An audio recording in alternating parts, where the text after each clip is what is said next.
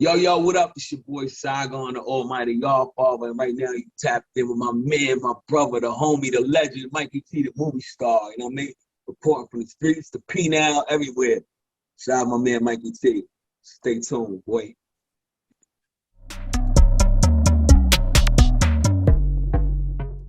So, yo, Saigon, man, I want to welcome you to the channel. You know, I really appreciate you giving me the chance to get your story. Yeah. Man, you know, truly one of the greatest stories never told, man. You know, we saw it Yeah. play out in front of our eyes, but now I think it's important that the world sees it from yours. Yeah. Now, and I appreciate you, man, because I love what you do, man. I'm tuned in. I stay tapped. Even when I'm out the way, I stay tapped in on what's going on in the culture and see who's moving, who's shaking, who's not, who's trying, who's frauding. Like I just pay attention. You know, I don't speak much. I watch. I'm very observant. You know, I observe. And I love what you're doing. I love the fact you're giving my brother A.R. Ab a voice from behind the wall. I was saying, I was like, I know A.R. Ab is fucked up as his condition he is, and because I've been there and I know what it's like.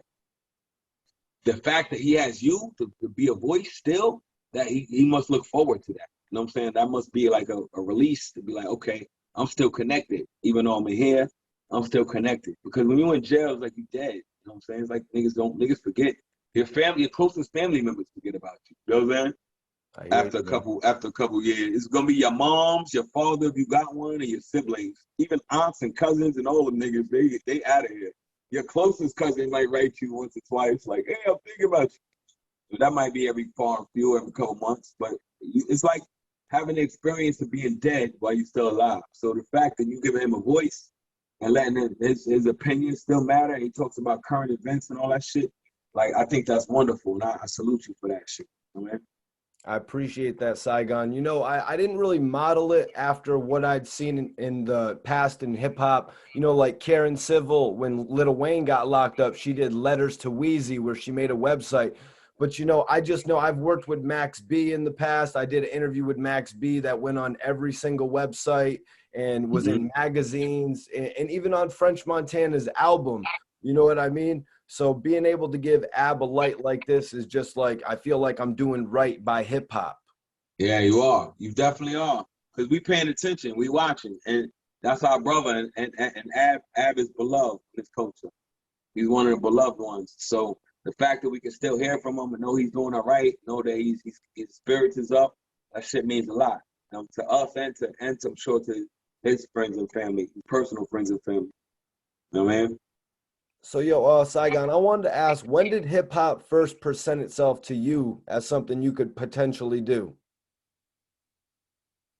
Oh, it's something I can do? Oh, in prison. In prison. Right, That's where the whole y'all father shit come from. right. Because I always rapped. I rapped my whole life. I always rapped growing up. So it's like, you know what I'm saying? Since I was born in the late 70s. So I grew up with when hip hop was new, I was new. So we kind of grew up together. You know what I'm saying? So there's not a point in my life where I don't remember there not being rap. You go to people older than me and they be like, "Oh, I remember when rap came around." Like I can't say that because I kind of the first music I was introduced to in life was hip hop. So but when I thought I could do it myself and I thought I could actually be an artist was in prison when I started to rap and start to write shit down after lack of doing other shit. And then I would start battling and I was winning the battles. And then I started to realize, damn, I beat everybody in this jail battling. I'm the nigga. Then I go to another jail, they move me, go to draft. I beat everybody in that jail. I'm like, I'm really good at this shit. And there, you gotta be niggas want to boo you, they want to say you trash, they want because niggas is all miserable. Like most 90% of the time, niggas ain't mad they in jail, they fucking stressed. That like, you know, you try to make the best of it. So that little bit of time where niggas rapping, that's like a getaway. So I became to the point where niggas would be like, I'd be doing concerts in the yard. When niggas to the point where like niggas would be like, yo, could we get that concert? Like it took like a week, so you ain't rapped in a week. So I'd be the entertainment in the jail. That's why they call me the yard father. I was the yard father. I go to the yard and rap all fucking day. You know, and battle every other rapper in every jail I've been in. That's when I believe if I'm good enough to do this shit in here and get all these people's attention and to where people want more, I can go home and do this shit. That's what made me believe I could do it. How did you end up getting locked up, and how much time did you ultimately serve? Because I'd heard you said you served about as much time as Shine. I didn't. Now Sean, what Sean did, like eight, 9 joints. Yeah, I kept going. The thing with me is I've been going to jail since I was 12. I went to DFY in New York before you can go to adult jail. They got some shit called DFY, Division for Youth. So it's like until you're 16, they can't put you on an island. But I've been going to Spofford and Tryon. I started going to jail when I was 13 years old, 13, and the most time I was out at home from 13 to 22 was probably 6 months, 3 to 6 months. If I had to, I was a jail. I was one of them people where everybody was like, "Oh, he's a jailbird." You know, jailbirds, like they call them jailbirds, like the niggas is just always in jail. You know what I'm saying? Out in my fan, that's why I was like, I can't be no jailbird. Like it's too many jailbirds in my family. I got jailbird uncles, jailbird cousins, and niggas. It's like when they come home, they visited. You almost just count the time to when they're gonna be back in jail. Everybody got one of those in their family, and I was becoming that. And I was like, hell no. So after the last time I came home, the most time I did in one stretch was 5 years and 6 months. And I was like, I'm done with this shit, bro. you actually got your name Saigon while you were incarcerated. Yeah. Uh-huh. Could Yeah. you break that? Could you break that down for me, man? I mean, if Yeah, it wasn't, I was reading a book by Wallace Terry called Bloods. And it's funny because I got the book thinking it was about the blood gang, and shit, the gang called Bloods. So I'm like, oh shit, this looks interesting. Bloods. And this is like before the blood gang was even in New York. It was still like a West Coast thing. And so, but I want to read it. But the book was about the Vietnam War. And the book was made of excerpts from journals from black soldiers who was in who was in the Vietnam War. And they was in Saigon. Saigon was a city. So they would write in their journals about fucking prostitutes or doing heroin or sneaking heroin to the country, or how they can't wait to get out of there, or how they not leaving, or they not coming back to America. So it was just an interesting book. It was a war-torn, Saigon was a very war-torn city. That's why they changed it to Ho Chi Minh. They try to erase the history of the whole city. And that's what I try to do with myself. When I said I want to change my life, I don't want to be no jailbird nigga. I don't want to do crime shit. So I was a war-torn individual. So I'm like, the same thing that Saigon happened when they changed the name and shut it down. I'm gonna do that with my life. I'm not fuck all this thinking I gotta shoot niggas to make me a man, and this gun is what's gonna make me pop and all this shit. I'm like, nah, I gotta start using this shit, you know, man, because this is just landing me in jail. It's landing me in fucking jail. I'm saying like, oh, all this shit, street shit is cool, and what you deem is respect on the street, it ain't respect. It's fear. A nigga that don't fear you don't like you. A nigga that fear you will laugh at every joke you tell. You could tell a nigga, why did the chicken cross the road? Niggas like, you was a funny nigga, son. Because they scared. They don't want you to act stupid or do no dumb shit. But as soon as you walk away, they be like, I can't stand that nigga, bro. I don't like being around that nigga. Because they're uncomfortable around you. And we look at it as respect. It ain't respect. My nigga, it's fear. A nigga that fear you will be the quickest nigga to kill you. You know what I mean? that's crazy, man, because I was going to ask you, if it wasn't Saigon, could it be anything else? But after hearing that depiction, of why you gave your name Saigon, it totally makes sense. Yeah, nah. It fit perfect, man. And so some people see me be like, "Why are you Saigon? You're not Asian." And I said, "Nah, it's a It's whole deeper different. than that. Yeah, it's so much deeper than that. If only you knew. You know what I'm saying?" So when you were released from prison, what was the scene like in the music industry, and how did you jump into it? Oh man, the scene was crazy, bro. It was like it was Jay-Z world. It was, we had just lost Big and Pac couple years before that. So it was like Jay-Z was king. Jay-Z still the king, but he was becoming the official king of the game. And I was lucky enough because of that whole y'all fault and shit, I generated a buzz so big in the prison system that I had dudes from the music industry coming to visit me in jail. So there was a guy named Ben Rue who came to visit me. He worked with Maddie C and Scott Free. They were A&Rs at Loud Records. They had just did Mobb Deep's second out, Murder Music. They signed Mobb Deep, they signed Wu-Tang, they signed Cellar Dwellers, they signed Exhibit. Everybody who was at Loud Records, they worked with Steve Rifkin. two A&Rs, my boys, Scott and Maddie. So when I was in jail, I used to be on the phone with these niggas like, yo, they was like, well, when you come home, son, it's on and popping. When you come home, blah, blah, blah, blah. I rapped to them niggas over the phone once or twice. They was like, we don't even want to hear you rap on the phone. We want to, don't worry about it. When you come home, you good. So I come home. When I got out, it was like, I go meet with these niggas. And so the guy, Matty C, he's the guy who kind of discovered, he put Biggie in Unsigned Hype. I wouldn't say he discovered him, because that's more like Mr. C discovered him. But when Biggie was Unsigned, he's the one who put him in the Source magazine, Unsigned Hype, him and DJ 50 Grand or whatever. So he told me, I'm gonna do the same shit with you, what I did with Biggie, to see if you can get on and shit. You know what I mean? To see if we gonna sign you. So I'm like, shit, nigga, I'm ready. I'm thinking of all these jail raps, how many people I impressed in prison and all that shit. So I'm like, nigga, bring it on. You know what I'm saying? I'm ready. I'm built for this shit.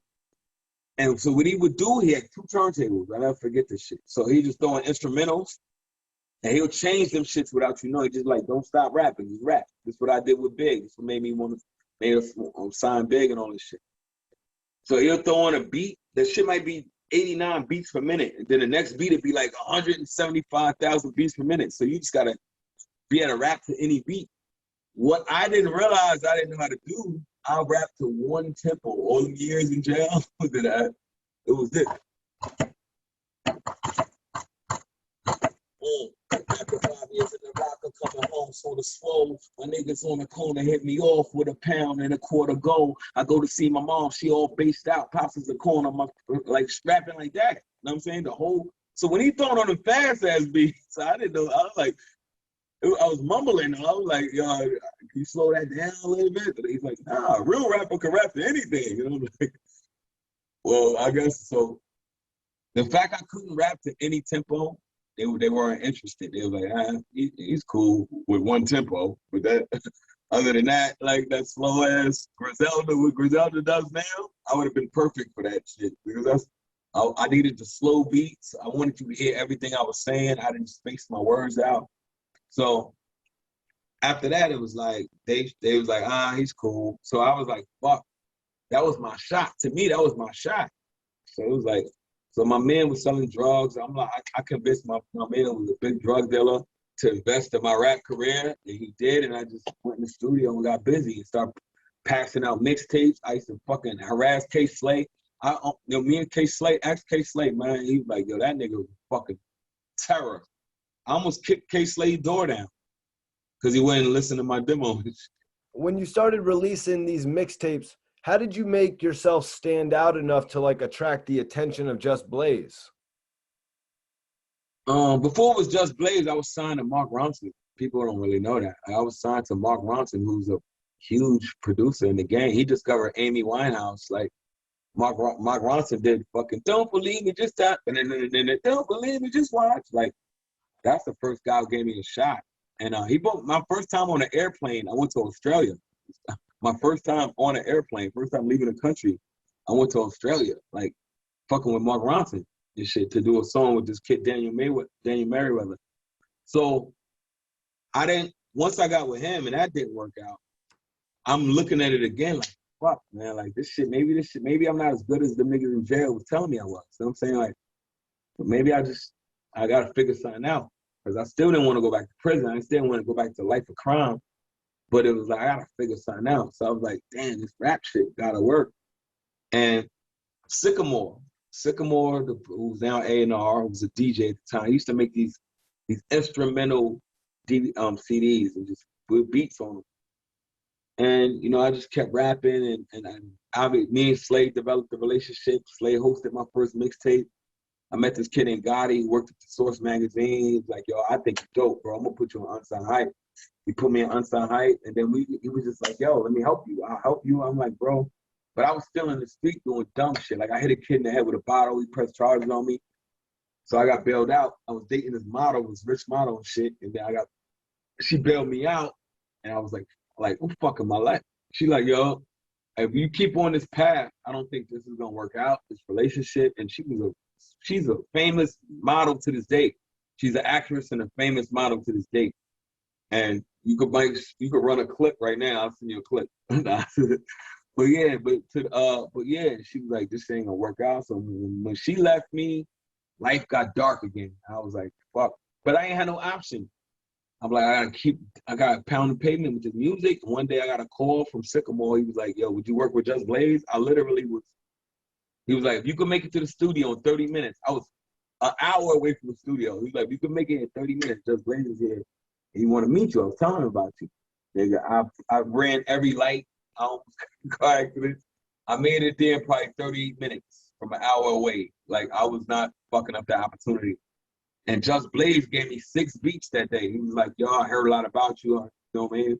I'm looking for a new artist to start a label. But he was like, so what I'm going to do is I'm going to give you 6 beats. He was like, pick one of these beats. I want to hear how you sound over my shit. He was like, pick one.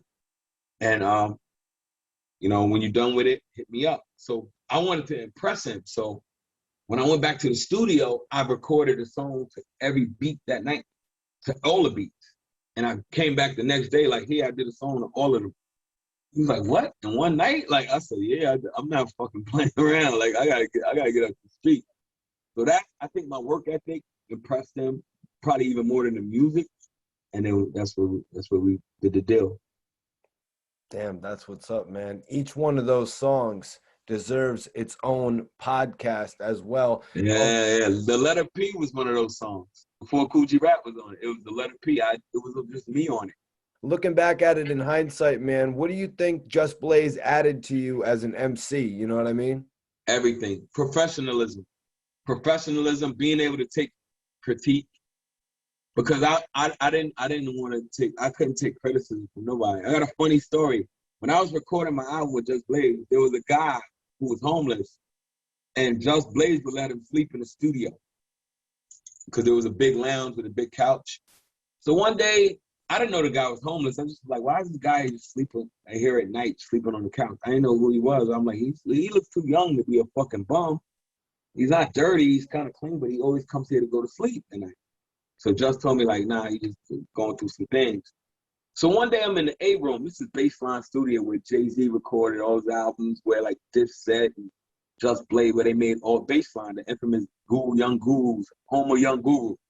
So one day I'm in there recording, and the guy from the couch walks in, and he's like, yo, if I was you, I'd say it like this. You just change that around. I'm like, who the fuck is, and I was bad at taking criticism.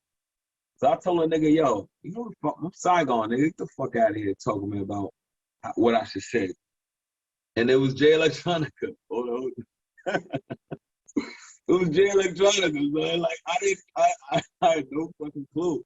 So one day when they put out that record, that Exhibit C, it was Exhibit C, I'm like, yo, Just, who the fuck is this dude? He's like, that's Jay. I'm like, who the fuck is Jay? He's like, Jay from the studio. I'm like, who the fuck is Jay from the studio?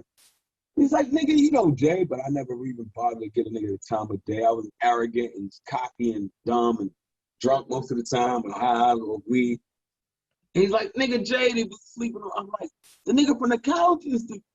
And that was Jay Electronica. And the nigga, if I had known who he was or I known he had that level of talent, I would have loved for him to come and critique my shit and to help me out or say, nah, don't say that. Say this, say this.